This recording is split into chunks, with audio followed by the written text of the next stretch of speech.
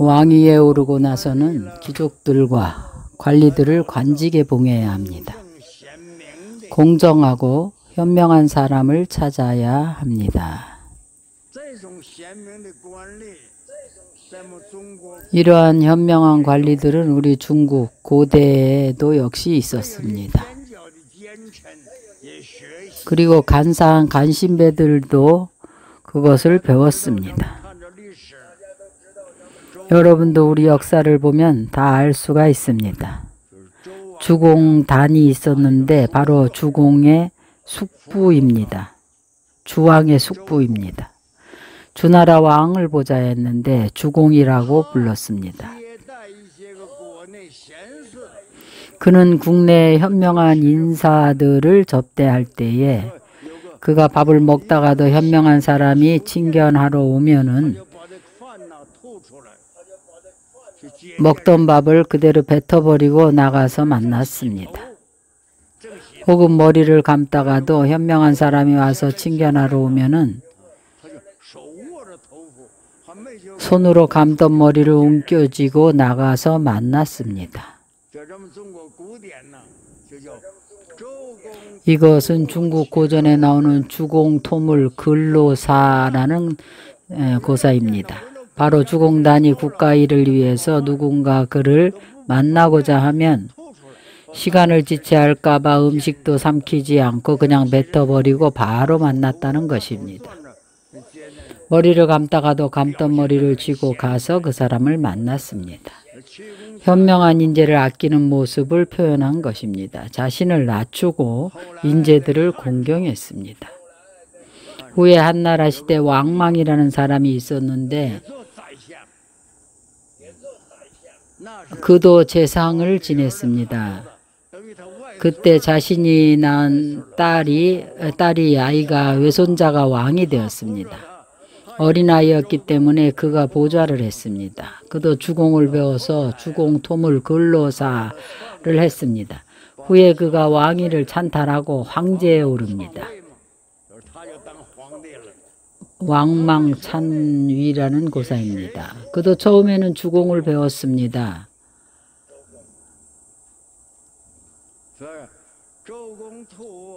주공, 토물, 근로일, 왕망, 겸공, 하사시.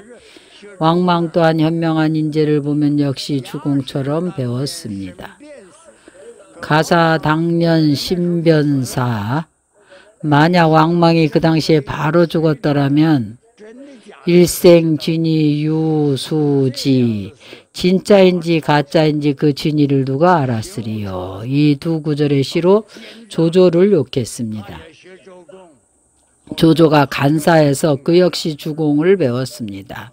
후에 한나라를 찬탈해서 위나라로 바꿨습니다. 바로 위나라인 북위입니다. 이런 것들을 현재와 대비해 보면, 고대의 것과 대비해서 보면 그 왕들 가운데 덕이 있는 사람은 만약 타국의 군대가 침략을 해오면 그는 전쟁하는 방법을 쓰지 않습니다. 한 사람을 파견해서 교섭을 합니다. 현재 우리가 말하는 외교적으로 협상을 합니다. 전쟁하는 모습을 보여주지 않습니다. 대화로서 풀어서 상호간에 침략을 하지 않게 합니다. 평화적으로 해결합니다. 바로 태평성세입니다. 태평성세는 그 시대의 모든 성현들이 통치하던 때입니다. 또 해치고자 하는 일체 원수와 나쁜 것을 다 멸망시키고 전쟁을 하지 않고 자연히 사라지게 합니다.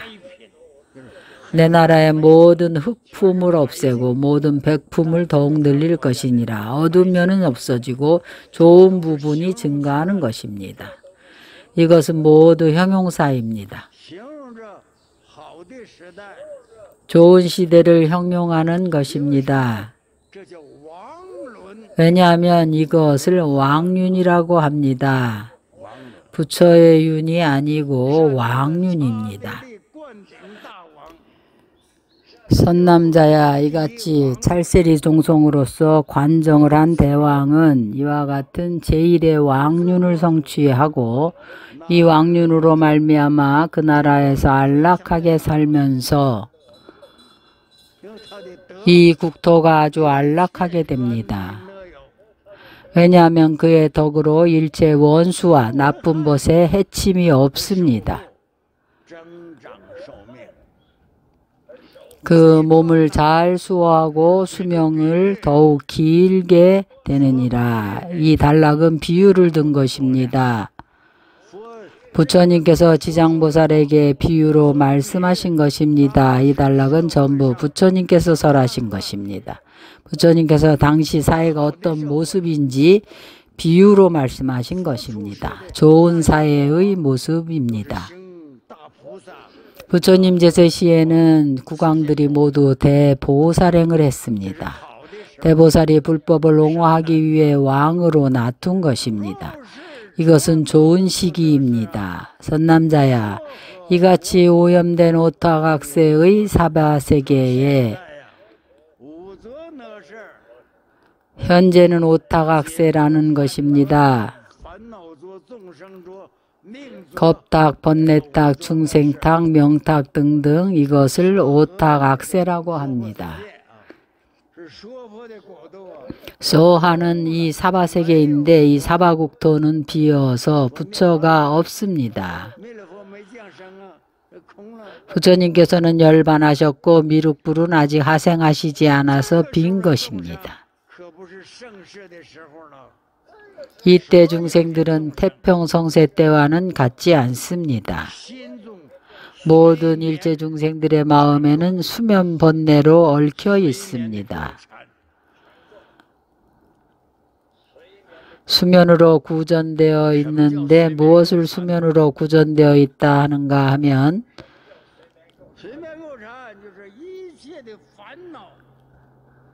수면 구전이란 바로 일체 번뇌를 말합니다.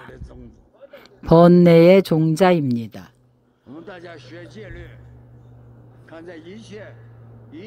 우리 모두가 계율을 배웁니다.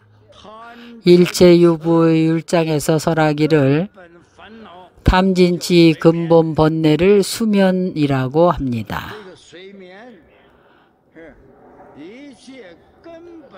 이 수면은 일체 근본 번뇌가 업에 얽히어서 오염되는 것입니다.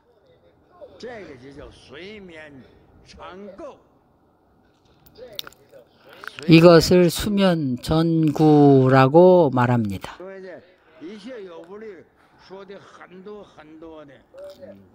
일체 유부율에서 아주 상세하게 설했습니다.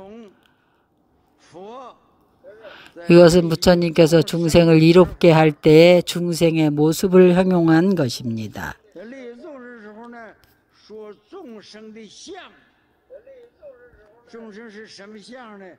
중생들이 어떠한 모습인가 하면 번뇌상입니다.